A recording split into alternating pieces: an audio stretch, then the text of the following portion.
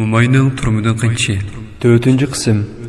Nuhi hamamu Nayt shafqatlik va mehribon Allohning ismi bilan boshlayman. Assalomu alaykum va rahmatullohi va barakatuh. Tuvanda islom chakalları guruhi tayyorlagan hijrat tarixlaridan Mumayning turmudan qancha nomli asarni anglashni boshlaymiz. كيف السكوت وهذه الأرض تجتاح Mumayning turmudan qancha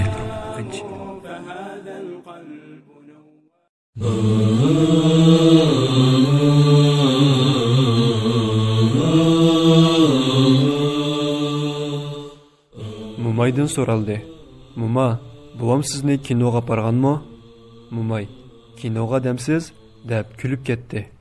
Hatta Mumayning kumak tishlari ko'rinib ketgan edi. Va balam, buvanglar bilan mumanglarning hayoti kino edi. Ammo esimni qilishcha mahallaga yoz kunlari kechda kinochilar kelib kino qo'yatdi. Shu vaqtlarda bolalar Nino-ni, qo'ysin kinoni, qo'ymiz kinoni, barsun birmoni deb naqsha aytishatdi. Vatanning hamma nimasi yaxshi edi balam. Bo'lib moyallar bakmo ayoliq edi. Bir qatim onamning uyiga jumalab berib qaytganimda mahallaga oz qolganda yo'l ustida mahallamizning masjid imomi ikki odam bilan paranglashayotgan ekan. Men ularning oldidan kesib o'tishga xijil bo'lib, yo'lning bir chetida ularning ketishini saqlab o'ltirdim. Hatta namoz shamga oz qolganda ondan ular ketdi.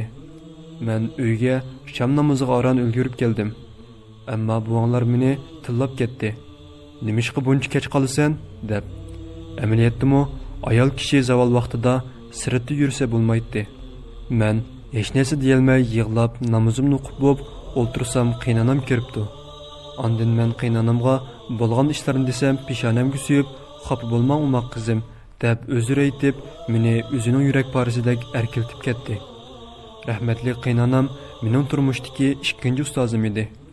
Shundaqla bakmu detibar ayol edi. O chaqlarda ayollar urushib qolsa keliniga qiynanisi tatliq so'zlarni qilib bazlab tasalli beradi. Texi o'g'lini menga tillab beradi. Muma, vatandagi odamlar bir-biri bilan qandoq yashaydi? Mumay eg'ir bir tinib etib, "Ey balam, hozir ularni eslasam xuddi hozir hayvonlar bilan yashayotgandek his qilib qolaman. Shundaqdimi deb biray. Biz yeziliq bo'lganimiz bilan ko'z qornimiz to'q, ishonchli kishilarda edik. Mayli tunush yoki notunush bo'lsin, hech kimning narsasini ela olmaydi. Ishiklarni yeb bilan chigib qo'yib, nanalarga ketdik. Uydan biror narsamiz yutib ketmaydi. Barni bar deydik. Qo'shnilar bilan xuddi tuqqandek o'tdik. Hatto bizda qo'shnidorchilik shu darajaga yetganki, odamlar qo'shnilarini yiroqdagi tuqqandan yaqindagi qo'shni yaxshi deb suhbatlashgan edi. Biror qo'shnimizga musibat yetsa, maxsus berib yo'qlaydik. Bu yer kelganda yanda o'tirgan bola, "Voy muma, qandoq bo'ldi? Taylat o'rmonliq kelib, shuni bir deb biringa men bak saqlab ketdim" deb yolg'irgan holatda talab qildi. Mumaymo, ma'qul, bo'pti. Biletdim sizlarga hozir vatanning gapini xo'shaqmaydiganni. Mayli, degina so'zlab ne kelgan o'tganda, u ishlarni so'zlab dedi. Yigit, "Eliqi Malayziyaga o'tadigan o'rmonliqda kelib to'xtadik" dedi. Mumay, isim keldi. Biz o'rmonliqqa kelganda u yerda bak odamlar bor ekan.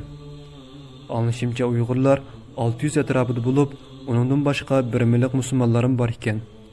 Biz u yerda bir haftadan ko'proq turib qoldik. Bu jarayonda xeyli ko'p odamlar Malayziyaga o'tib ketdi. Biz navbat saqlab turdik.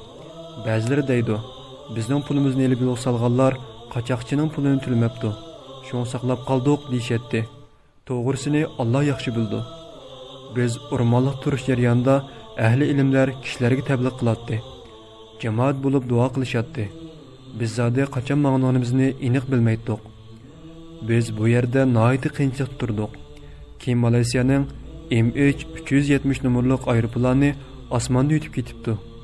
Shu aeroplanni izlayotgan Tayland saqchilari bizni ko'rib qilib tutib oldi. Dastlabda bu mundaqil saqchilarning tekshirishi o'xshaydi debdiman. Biz tutilib bir necha kun ayol cho'ng kichik hammamizni bir ho'ylada turdik. Bu vaqtda buvay, men va balalarimiz hamma bilib turgaydik. Bizning umumiy sonimiz 250 atrofida edi.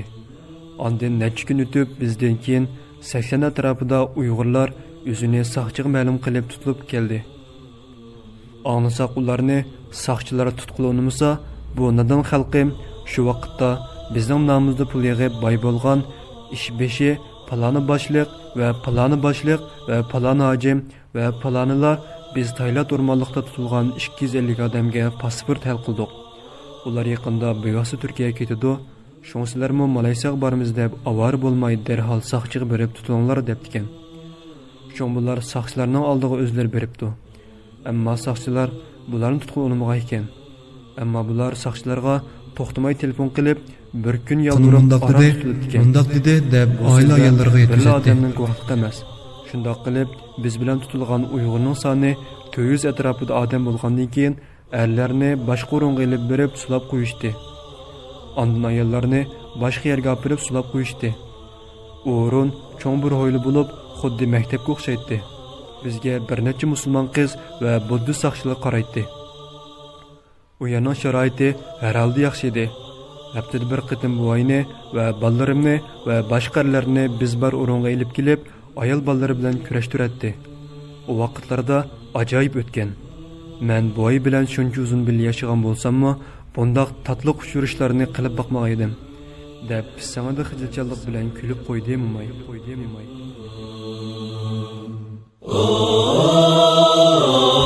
Bu qitimliq anglitishimiz mana mush yerda oxirlashdi.